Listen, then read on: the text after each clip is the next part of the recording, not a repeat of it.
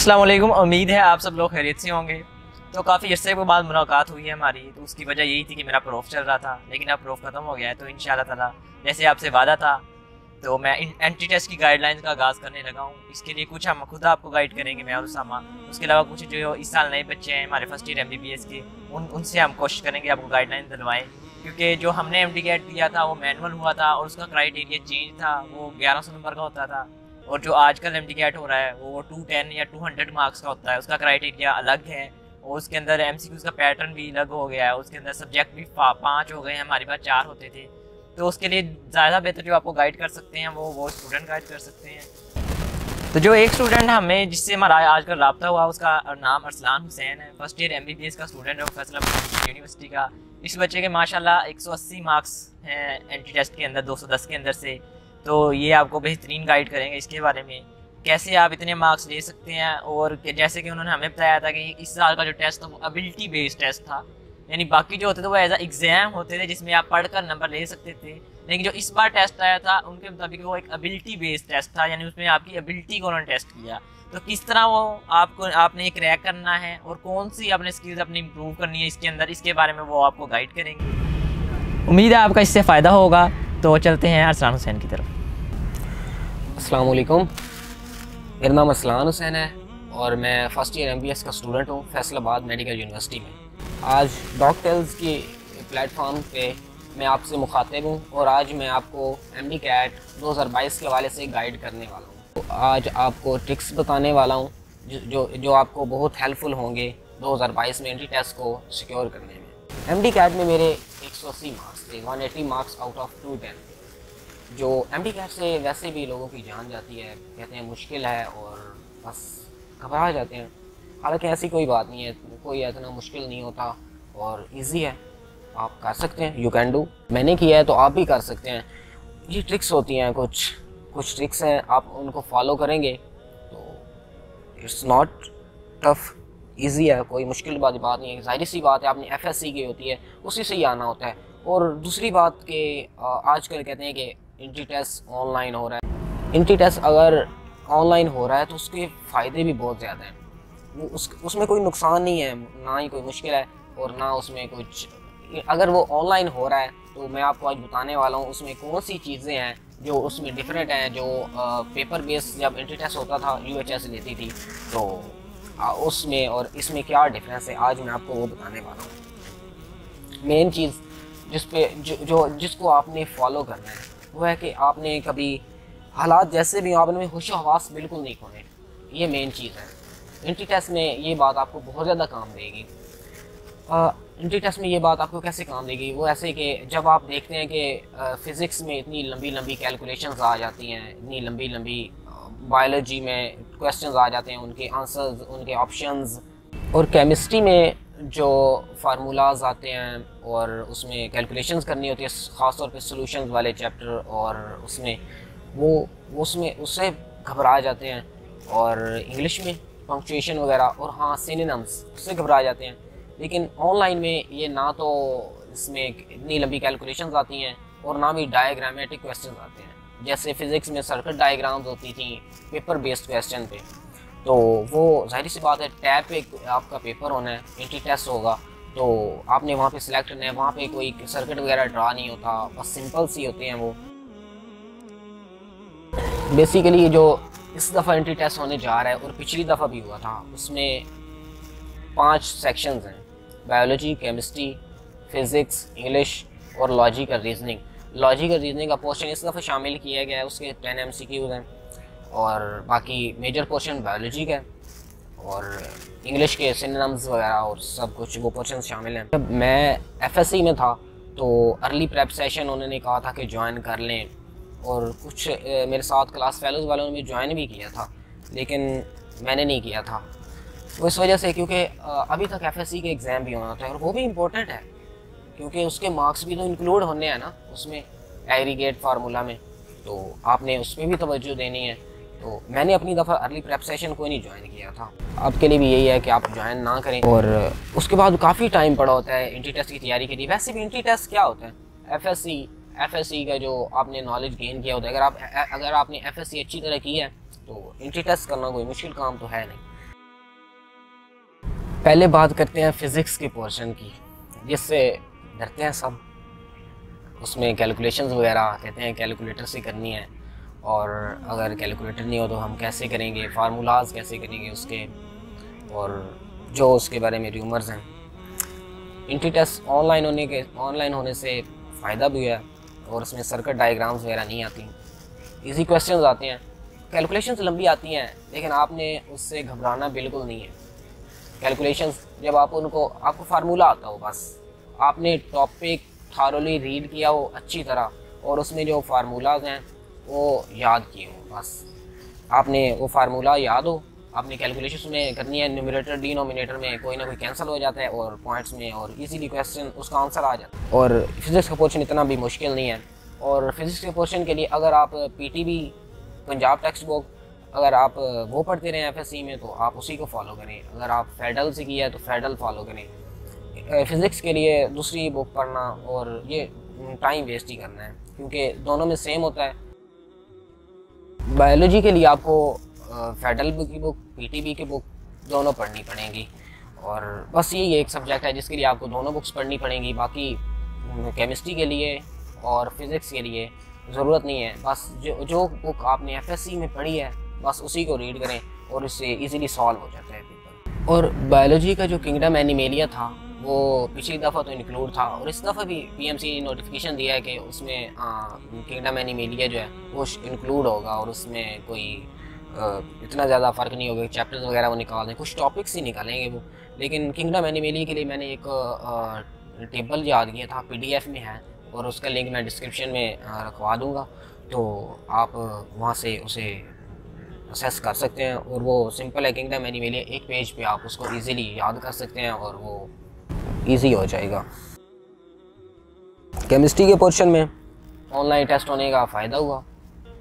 उसमें जो structural formulas होते थे, और वो जिससे डिटेक्ट करना होता था इसका नॉमेनक्लेचर, और वो इतने कम्प्लेक्स होते थे, तो वो इस दफ़ा है नहीं, वो आसानी होगी। मेरी दफ़ा भी ऐसा हुआ था, तो मैंने बहुत इजीली केमिस्ट्री का पोर्शन कर लिया था। बस आपने फर्स्ट ईयर में जो फर्स्ट ईयर का पोर्शन उस टॉपिक को थॉरली रीड करना है, उसमें एक एक पॉइंट को आपने याद रखना है, जहन में बिठा लेना है। और जो ऑनलाइन टेस्ट हो रहा है ना, इसमें बुक लाइंस ये ख़ास तौर पे आपने अच्छी तरह पढ़नी है और जहन नशीन कर लेनी है। इसमें बुक लाइंस का बहुत किरदार है जो इस दफ़ा इंट्री टेस्ट हो रहा है। इसमें इतने ज़्यादा कंसेप्चुअल क्वेश्चंस नहीं होते। हम इंट्री टेस्ट की तैयारी करते हैं कि कंसेप्चुअल बहुत, हम उस लाइंस को छोड़ देते हैं, स्किप कर देते हैं, और फिर बाद में मसला बन जाता है। लेकिन आपने लाइंस भी करनी है, बुक लाइंस भी याद करनी है, और कंसेप्ट तो लेने ही लेने हैं। तो केमिस्ट्री का पोर्शन इजीली हो जाएगा। और सेकंड ईयर केमिस्ट्री में आपका जो ऑर्गेनिक है पोर्शन, वो तो सभी को आता होता है। लॉन्ग क्वेश्चंस के हवाले से शॉर्ट क्वेश्चन वो किए होते हैं सभी ने, और उसमें इतने ज़्यादा कोई मुश्किल क्वेश्चंस नहीं आते, तो वो आपको याद होगा। लेकिन जो इनऑर्गेनिक पोर्शन है उसमें आपको जो टॉपिक्स हैं आपने उनको अच्छी तरह पढ़ना है, जहन नशीन करना है। तो मैंने भी ऐसे ही किया था। जो ऑर्गेनिक पोर्शन था जो वो तो मेरा बिल्कुल प्रिपेयर्ड था। जो इनऑर्गेनिक वो भी प्रिपेयर्ड होता है, लेकिन उसको हम लॉन्ग क्वेश्चन हमारे पूरे हो जाते हैं उससे, ऑर्गेनिक वाले पोर्शन से, और इनऑर्गेनिक को हम इतना ज़्यादा इंपॉर्टेंट नहीं समझते, तो शॉर्ट क्वेश्चन के हवाले से हम उसे तैयार करते हैं और कुछ पोर्शन स्किप भी कर देते हैं। लेकिन जो पीएमसी का सिलेबस है उसमें जो टॉपिक्स हैं जो आपने उसको आपने बहुत अच्छी तरह पढ़ना है, और केमिस्ट्री का पोर्शन इजीली सॉल्व हो जाएगा। उसमें ज़्यादा कैलकुलेशंस नहीं आती बिल्कुल भी, और जो आती हैं वो सिंपल सी होती हैं, इतनी ज़्यादा मुश्किल बिल्कुल नहीं होती। कि इंग्लिश का पोर्शन मैं डर गया था जब मुझे कहते थे कि सिनोनिम्स इतने नोट्स बड़े, और मैं डर गया था बहुत ज़्यादा, तो उससे हिम्मत भी टूट गई मेरी। मैं डिप्रेस भी रहता था कि कैसे याद होगी मुझसे, बहुत मुश्किल होते थे। मैंने ऐसे वर्ड प्रोनाउंसिएट करना में मुझे मुश्किल होती थी उसमें, लेकिन मैं सिनोनिम्स नहीं किए थे।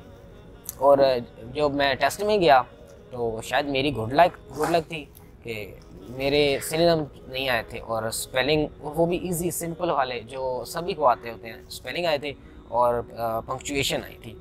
तो इंग्लिश का पोर्शन इजीली इस तरह सॉल्व हो जाएगा। उसमें आप सिनोनिम्स एंड पे करें जब आपका साइंस सब्जेक्ट जो हैं बिल्कुल अच्छी तरह प्रिपेयर्ड हो जाएं तब आप सिनम्स पे जाएं। और इतना टाइम नहीं होता सिनम्स के लिए, वो बहुत ज़्यादा मुश्किल एकेडमीज़ वगैरह प्रोवाइड करती हैं।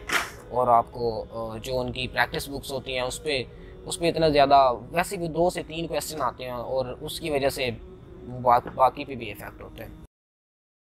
जो इस दफ़ा नया पोर्शन शामिल हुआ है वो है लॉजिकल रीजनिंग का।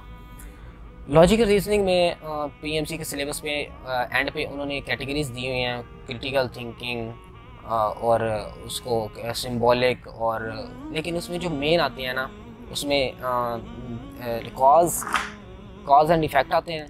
और कॉज एंड इफ़ेक्ट वो मेन चीज़ है। मैंने इतना बहुत ज़्यादा प्रिपेयर नहीं की था, लेकिन अगर आप उसको हो से क्वेश्चन पढ़ेंगे ना वो इतने सिंपल से होते हैं कि वो बंदा खुद ही कर लेता है। मैंने इतनी ज़्यादा प्रिपरेशन नहीं की थी उसकी लॉजिकल रीजनिंग की, और तो लेकिन फिर भी अल्हम्दुलिल्लाह मेरे उसमें 10 MCQs थे और उसमें मेरे 9 मार्क्स आ गए, इजीली आ गए। और आप भी कर सकते हैं, उसमें भी ज़्यादा टाइम वेस्ट करने की ज़रूरत नहीं है कि वो एकेडमीज़ जो प्रोवाइड करती हैं बुक्स आप उस पर लगे रहें और साइंस सब्जेक्ट जो हैं वो आप उसको स्किप कर दें, ये भी ठीक नहीं।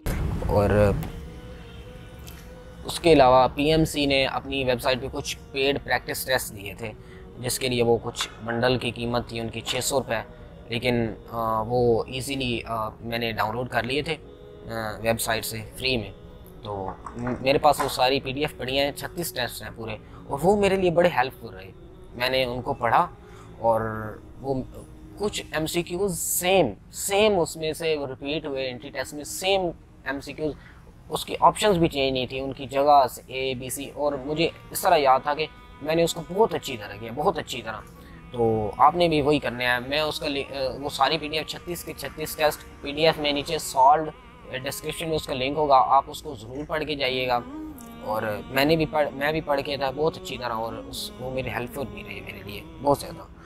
बाकी एकेडमी आप जो मर्ज़ी रख लें, उसके लिए कोई नहीं, सेल्फ स्टडी आपने करनी होती है और वही काम देती है। हाँ, मैंने एकेडमी ज्वाइन की थी, लेकिन वो इसलिए कि उससे मेरा एक फ़ायदा हुआ कि मेरा टाइम टेबल बना रहा, और वो टॉपिक्स करवाते थे और मैं घर जाके उसकी स्टडी करता था और उस टॉपिक को थॉरली पढ़ता था। और जो दूसरी बुक्स होती थी, जैसे बायोलॉजी में फेटल बुक से पढ़ना होता था, तो मैं फेटल से भी पढ़ता था। तो वो काम फिर भी सेल्फ स्टडी ही आई। एकेडमीज़ आपको सिर्फ टाइम टेबल प्रोवाइड करती हैं जो घर में शायद हम नहीं कर पाते, मैनेज नहीं कर पाते, लेकिन वो एक मैनेज्ड वे में हमें एक टेस्ट सेशन लेते हैं, और वो आप ज़रूर ज्वाइन करिए, वो हेल्पफुल रहते हैं। लेकिन सेल्फ स्टडी आपने करनी होती है, तो वो आपको बहुत ज़्यादा फ़ायदा देगी। एग्रीगेट फार्मूला में मैट्रिक के, FSC के ये नंबर काउंट होते हैं, और एंट्री टेस्ट के। अगर आप में से किसी के मैट्रिक में नंबर कम है, FSC में कम आ जाते हैं, लेकिन आप इस दफ़ा एंट्री टेस्ट देने जा रहे हैं, तो आप उसको कंपनसेट कर सकते हैं। उसमें आप अच्छी तरह MD कैट की तैयारी करें। आप PMC को जो पेड प्रैक्टिस टेस्ट हैं, और वो नीचे डिस्क्रिप्शन में लिंक है, आप वो डाउनलोड करके उसको अच्छी तरह पढ़ें और अपने टॉपिक्स को अच्छी तरह पढ़ें। और MD कैट का उसमें पोर्शन उस एग्रीगेट फार्मूला में बहुत ज़्यादा होता है, आप उसको कंपनसेट कर सकते हैं। तो फ्रेशर्स जो हैं, जो इस दफ़ा FSC अभी कर रहे हैं, वो पहले अपनी FSC मुकम्मल कर लें, क्योंकि उसका भी पार्ट होता है। अगर 10%, 40% एंड 50% MD कैट है, तो 40% तो है ना उसके एग्रीगेट में कंट्रीब्यूशन तो है ना, आपने उसको भी अच्छी तरह FSC पहले करनी है। तो ये स्टोरी थी, और मैंने भी मेहनत की, उसमें मेरे वालिदैन का किरदार भी था, और ये अल्लाह पाक की नवाजिश भी थी। तो मैं अल्हम्दुलिल्लाह अब फैसलाबाद मेडिकल यूनिवर्सिटी में फर्स्ट ईयर MPS का स्टूडेंट हूँ, और हाँ, बड़ी इंजॉयबल लाइफ है। और बहुत अच्छा लगता है कि जब कोई ये कहता है कि हम डॉक्टर साहब, तो वो फीलिंग्स बेस्ट फीलिंग्स होती हैं। तो आप भी मेहनत करें। और ये मैंने एक ओवरव्यू दिया है MD कैट के बारे में, कि अपनी स्टोरी भी बनाई है इसमें, बताइए आपको। तो आपको जो सिलेबस के हवाले से कैटेगोरिकली हर टॉपिक का, और वो इंशाल्लाह अगर आप चाहेंगे तो मैं उसके लिए भी एक अलहदा सी वीडियो बनाई जाएगी, आपको टॉपिक वाइज गाइड किया जाएगा। और बाकी जो इसमें नोट्स मैंने मेंशन किए हैं, जो बताए हैं, वो इस डिस्क्रिप्शन में प्रोवाइड किए जाएंगे आपको, और वो आप अच्छी तरह पढ़ लें। और फ्रेश रिपीटर्स जो हैं वो अभी से तैयारी करते रहें, क्योंकि उनके पास तो टाइम काफ़ी ज़्यादा है। और जो PMC का सिलेबस है उसी से करें, जो अभी आया हुआ है, क्योंकि पीएमसी नोटिफिकेशन दिया है कि उसमें कोई मेजर चेंजेस नहीं आएंगी, कोई चैप्टर ऐड नहीं होगा, या कोई बस टॉपिक्स 2-3 अगर कम कर दें तो, या उसमें ऐड कर दें वो हो सकता है। लेकिन आपने उसी वो जो पुराना सिलेबस है 2021 वाला, आप उसी को फॉलो करें और अच्छी तैयारी करें। और आपके लिए दुआ है, अल्लाह पाक आपको कामयाब करे और बेस्ट ऑफ लक। तो इस वीडियो में अरसलान ने आपको गाइड किया है, आपको जो उसकी बातें अच्छी लगी उनको फॉलो करें, जो नहीं अच्छी लगी उनको इग्नोर कर दें। तो जैसा कि सिनोनिम्स के बारे में उसने बताया कि वो बिल्कुल नहीं उसने किए थे, वो आपने छोड़ने नहीं है। उनका तरीका ये है कि आप डेली बेस पे डिवाइड कर लें, जितने भी हैं रोज़ के 10 या 15 आप आराम से उनसे कर सकते हैं। उनका उर्दू का मीनिंग जान लें, उसके बाद आपको उसके सिनोनिम्स याद करने में आसानी होगी। तो इस वीडियो से आपको काफ़ी फ़ायदा हुआ होगा, उम्मीद है। अगर कोई भी आपको क्वेश्चन हो कमेंट्स में ज़रूर पूछें। तो मिलते हैं अगली वीडियो में, तब तक के लिए मुझे इजाज़त दीजिए। अल्लाह के बाद अब शुरू से एक बार ना वो जो फंसा था वो सही कर दे, क्या अरसलान से शुरू कर देते, दोबारा उसको आगे पीछे लगा ले, क्या ये ठीक है चल।